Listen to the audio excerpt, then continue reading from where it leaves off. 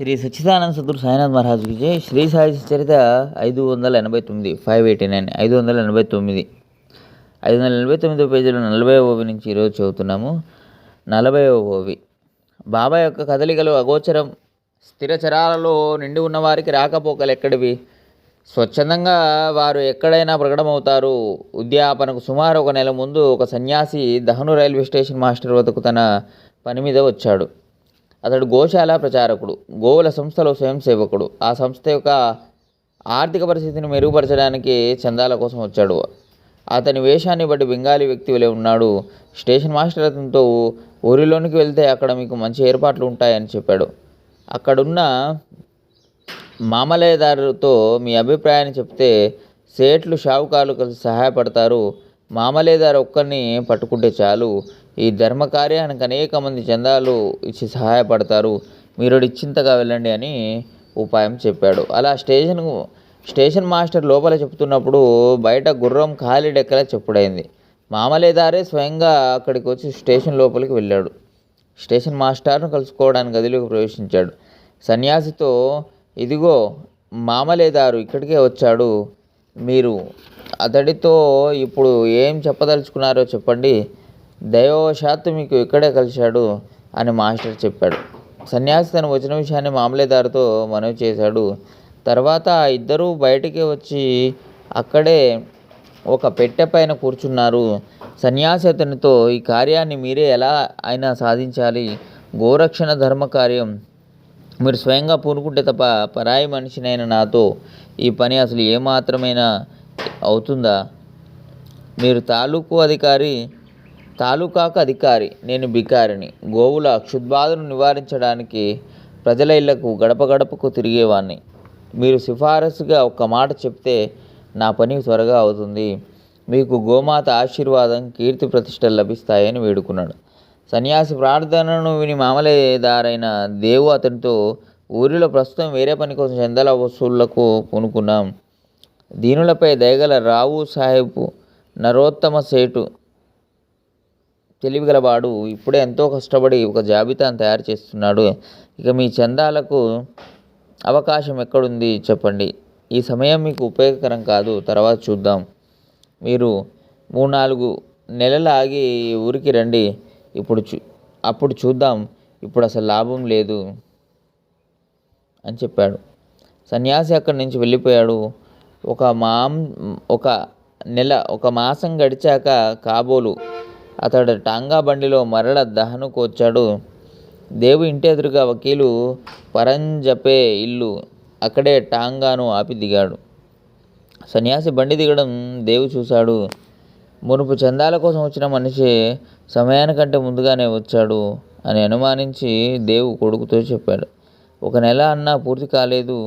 ఇప్పుడు ఇక్కడికి ఎందుకు వచ్చినట్లు? మునుపు చెప్పిన విషయాన్ని మర్చిపోయాడా అని నా మనసులో సంశయం. సన్యాసి అక్కడే బండి దిగి కొంతసేపు అయ్యాక దేవు ఇంటికి వచ్చి ఏమన్నాడు వినండి. అప్పుడు 10 గంటల వేళ. బ్రాహ్మణుల భోజనం ఆరంభించే సమయం. దేవింట్లో హడావుడినంత చూసిన సన్యాసి దేవుతో, నాకు డబ్బు తొందర లేదు, నేను డబ్బు కోసం రాలేదు, ఈరోజు మాకు భోజనం కావాలి అని అన్నాడు. దేవు, చాలా సంతోషం, ఈ ఇంటిని మీదిగా భావించి రండి అని చెప్పాడు. అప్పుడు మా వెంట మరో 2 అబ్బాయిలు కూడా ఉన్నారు అని సన్యాసి చెప్పాడు. మరీ మంచిది అని దేవు అతనితో, మీరు ఎక్కడ బస చేశారో చెప్పండి, భోజన సమయం అప్పుడు కబురు చేస్తాను అని దేవు అన్నాడు.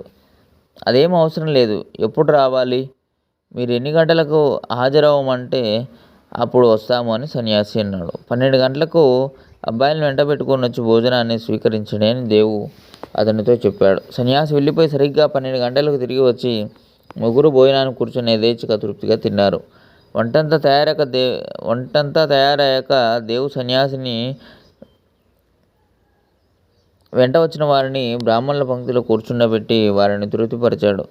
సన్యాసి మరో 2 కూడా వెంట పెట్టుకుని తనంతట తానే వచ్చాడు. కానీ అతడు పూర్వం చందాల కొరకు వచ్చిన వ్యక్తి అని దేవు బుద్ధిని మాయ ఆవరించింది.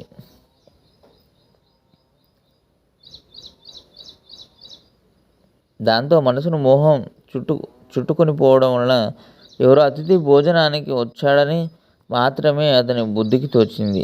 ఆ విధంగా భోజనాలు ముగిశాక ఉత్తరాపోషణం శుద్ధాచమనం చేసి సుగంధభరితమైన శీతలోదకాన్ని తాగి పళ్ళను సేవించి ముఖశుద్ధి చేసుకున్నారు.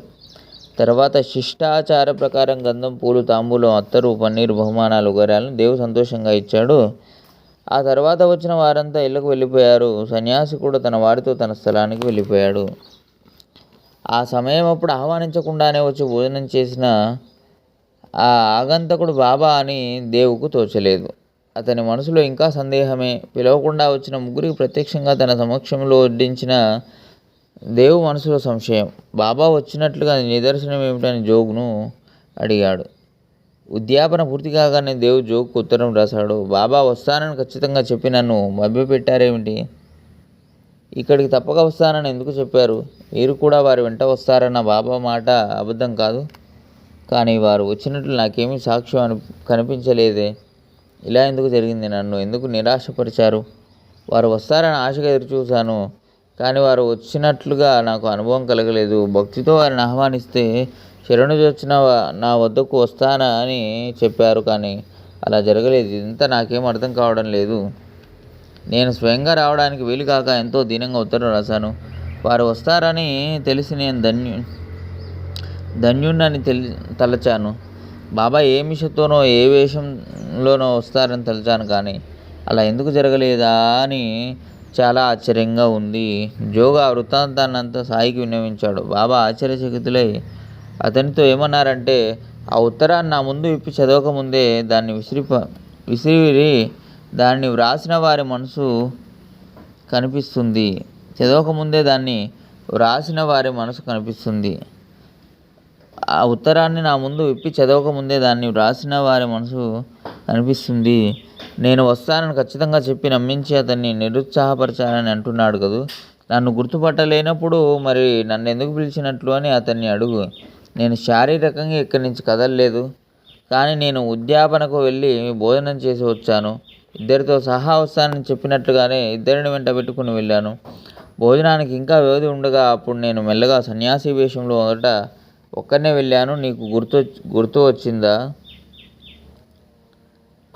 నేను అకస్మాత్తుగా రావడం చూసి డబ్బు అడుగుతానేమోనని నీ మనసులో భయం కలగలేదు. అప్పుడు నేను నీ సంశయాన్ని తీర్చాను. కేవలం భోజనానికి వస్తాను, మరో ఇద్దరితో వస్తానని చెప్పి భోజన సమయానికి మరో ఇద్దరితో కూడా భోజనం చేయలేదు.